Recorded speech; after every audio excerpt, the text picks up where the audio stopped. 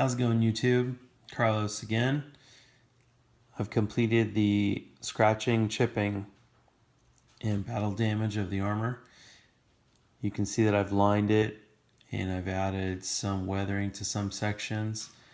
I like to do the chipping before anything else. I did it over the decal because it's kind of hard to do it before the decal and then add the decal afterwards and then have to match the chipping. So add the decal and then do the scratching over it. The section that I did cover is going to be the hand. I did the hands and I recorded it. The process will be exactly the same.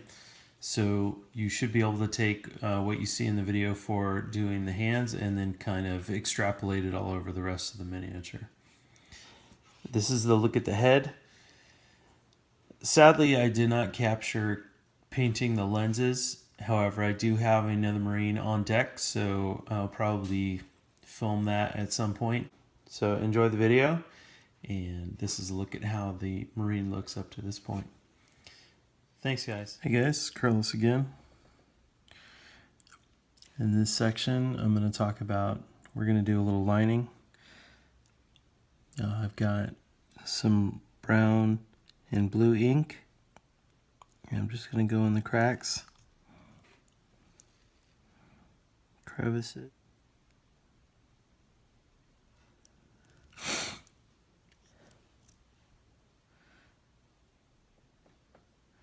Get those edges.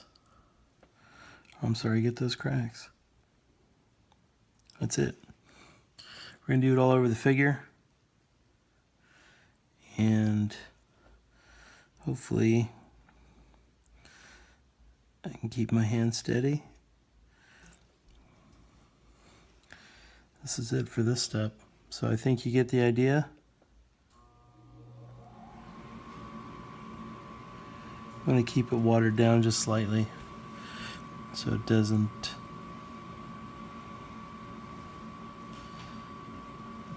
get stuck on the brush. You want pretty good flow. So some water, and then just outline everything with the dark liner color.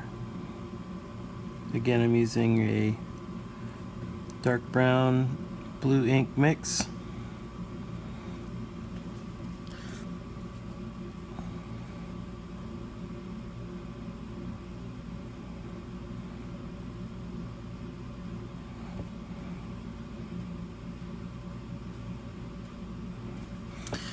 Anything as long as it's not too black. Black can really,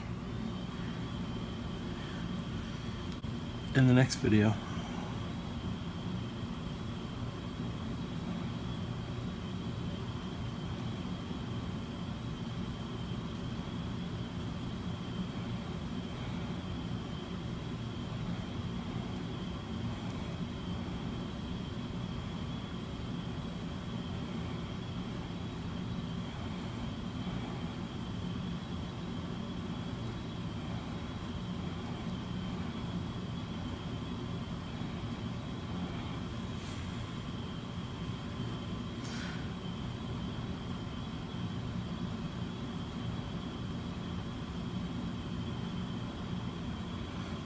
Alright guys, thanks for watching, and next we will move on to edge highlighting. Carlos again, and this time I'm going to be showing the lining portion.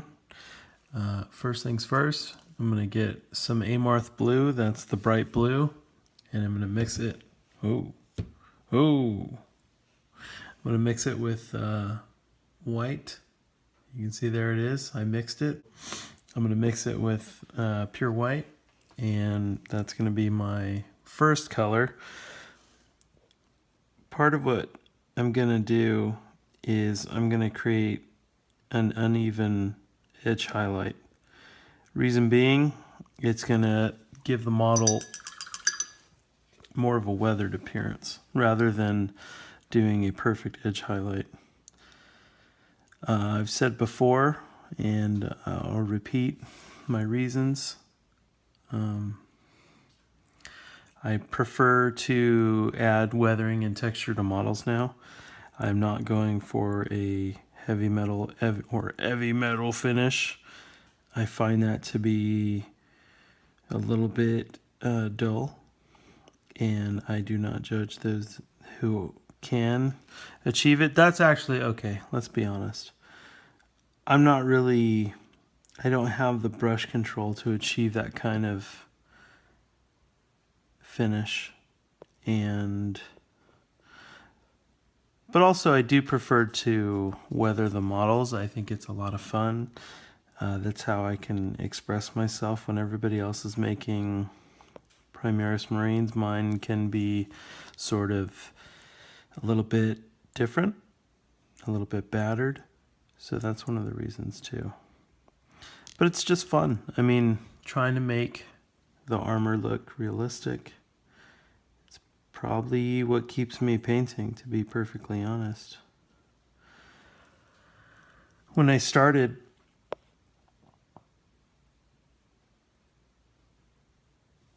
weathering kind of kept me in the game.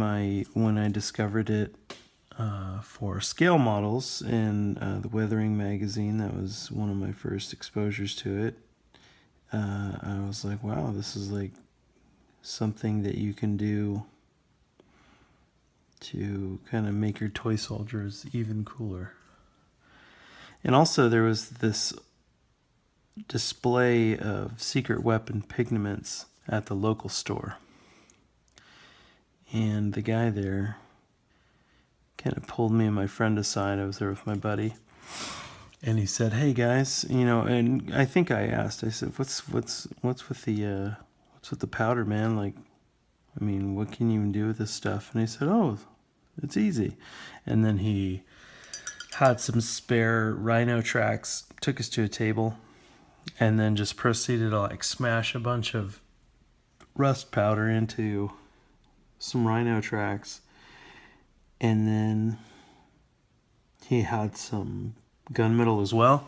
And then he started smearing the edge of the gunmetal all over the tracks. And then it was just kind of like something happened. And it went from looking just like a regular set of tracks to something that actually might have seen some use on the battlefield. And an awakening dawned inside of a young Carlos. Anyways, don't know why we got onto that and why we started talking about ancient history. All right, so coming along, just getting the edges here. And like I said, the first edge highlight, it doesn't necessarily need to be as even as I'm making it. As I was talking about my poor brush control, I kind of was like going for the perfect edge highlight, which I don't really think I achieved anyhow. But oh, and there we go. There's a little something. Somebody was struggling with these kinds of more rounded edges. And one of the things that I've taken to do, and it seems to work, is you get the edge of the brush and kind of whisk it along. And it doesn't always, as you see right there, it doesn't always work out exactly right. But it seems to be quite a bit easier than trying to draw the edge highlight on there. So that's a quick little tip. And then I'll get the final part of the elbow, and then I can show where the magic starts to happen. Oh, that's a little bit broad.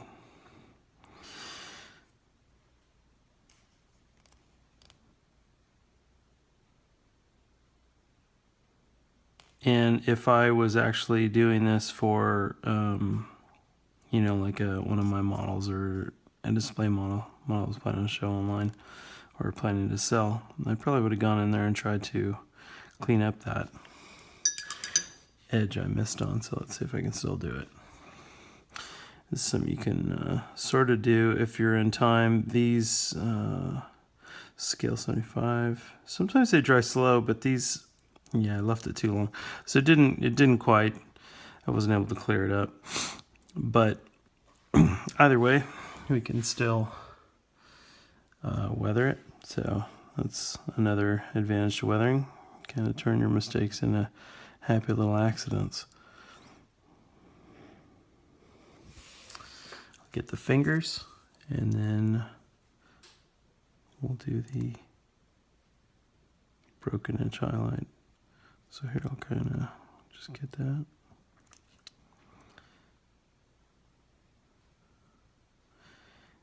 And I don't know if you can see, but the ink has created that line effect. It's a little more subtle than doing maybe a black paint lining or a dark blue. But with the edging, it should be enough. Should be enough to kind of give that appearance of having shades and then light.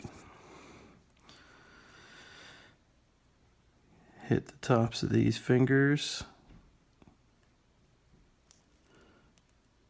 And then we will start the actual weathering itself. So what I did on the helmet is I kind of went a little heavy, a little heavier than I normally would.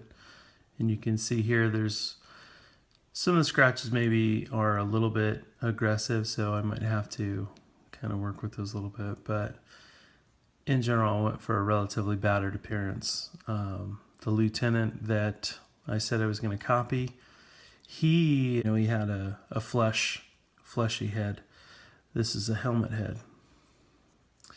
So I wanted to do a little bit extra. And right there, see that little thing above the brow? That's going to be, I'm going to put some, probably some tank brown in there. Or not tank brown, black brown. And I'm going to turn that into a chipped area. So anyhow, here's the hands. I'm probably going to do the same thing, but first I'll show the edge highlight. This is going to be my pure white. I'm using Vallejo Rotten White.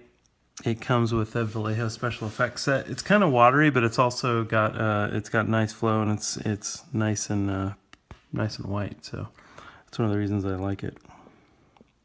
So I'm just going to draw some dots in there, maybe little lines, and hopefully, if we do this right, it's going to look like chipping or wear, kind of shiny spots that have either been dented or maybe the guy punched something. And so it's like simulating the metal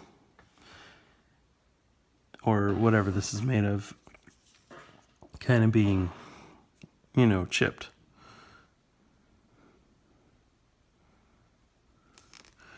So we do like a little bit. Not perfectly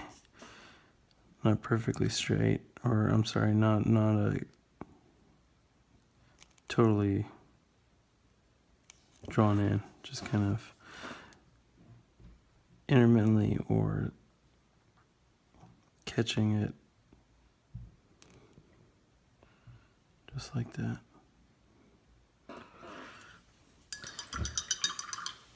And when you work with white, you gotta rinse often. You gotta refresh, reload, get back in. It's pretty easy, pretty fun, pretty therapeutic.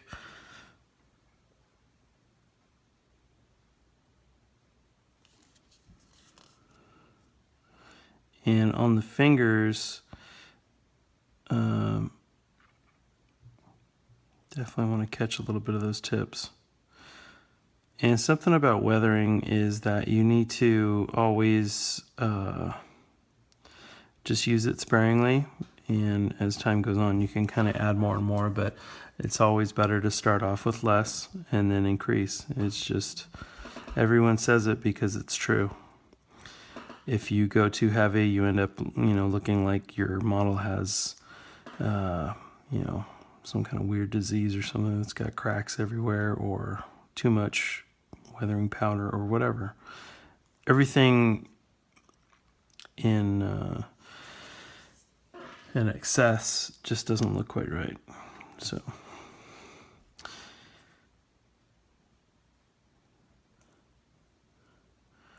that's basically the edging. I might go back and hit a few more areas. Oh, let's get the elbow, a little bit of that edge of the elbow pad there. So again, just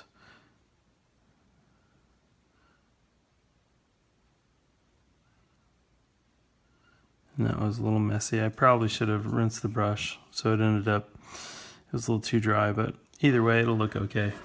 I can always just kind of add some chips. But you can kind of see it sort of giving it that, already started to give it that, you know. He gives out fantastic tips. Like every episode I learn something. I don't know how old that guy is either, but man, he sure knows a lot. And his editing is great. Well, I guess I'm the #1 member of the Cujo fan club. But anyhow, what he said is that when your paint is extra thin, you can't have as much. And if it's thick, you can have more. He said how much liquid is on the paint is directly proportional to how thin it is. And I was like, wow, that's amazing. You know what? You're totally right. And a lot of this stuff is kind of intuitive and instinctual for some people, especially people who've been artists for a long time. For those of us who do not have that kind of training or rich artistic history, this stuff is still not obvious to us. I would definitely consider myself one of those people. So you see I've started to add some scratches. If I wanted, I could go a little bit heavier, or I could use I don't really have anything on the palette right now like the paint I normally would use, which is Vallejo Camo Black Brown. So let me get some of that and then I will add some scratches. Okay, so this is German Camo Black Brown. I bought this particular bottle at Hobby Lobby. So all with this we will do is we'll kind of just catch some edges. Ooh, that was a lot. Let me see if I can kind of dial that back just a little bit. And something that Michael Rinaldi always talks about, another one of my inspirations, is that things have to be in the appropriate scale or they don't look quite right. So that would be, of course, in relation to the size. The size of the figure is directly related to the size of the chips or the scratches. So again, restraint, technique, all this stuff helps us retain the scale, not go overboard, make sure things look correct. Another good thing to do is to have multiple layers of chips and scratches. So you may have some scratches and chips that are deep, and you can use the black brown for that. And then you might have just some superficial scratches that are just the blue and the white, or whatever your base color is, with a little bit of white. And then you might just have some independent scratches that are just pure white, or kind of you can use your color to add like dots, or even maybe a worn section. So you could just kind of draw like a small little pattern. And for any of this stuff, you may want to use references initially. I'm kind of doing this off the dome, but I should probably have a reference. And I'm just drawing in a little bit here, maybe some on the wrist, and probably that'll be enough. I'm not going to go too heavy on this area. It already looks relatively worn, and I have a lot of scratches built up. I might add some more to the fingers. Just get a little bit on the edge of some of these joints.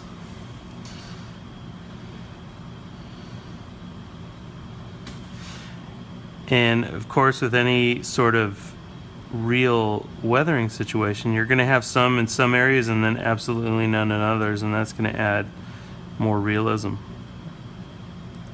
And that, of course, you can learn from just studying construction equipment out in the real world, or if you have a nice medieval suit of armor handy, you can look at that. I don't, so I just kind of look at stuff online or take pictures of things in the real world. So here you go. Here's a little bit of the chipping and scratching. Again, I'm going to keep it a little bit restrained on this area, and that's it. Probably going to add on the lining portion to this video. Thank you for watching, guys. This is really easy to do. You can see it took me maybe about 15 minutes to do this. So thanks for watching, and I'll see you in the next portion. Probably going to cover non-metallic metal.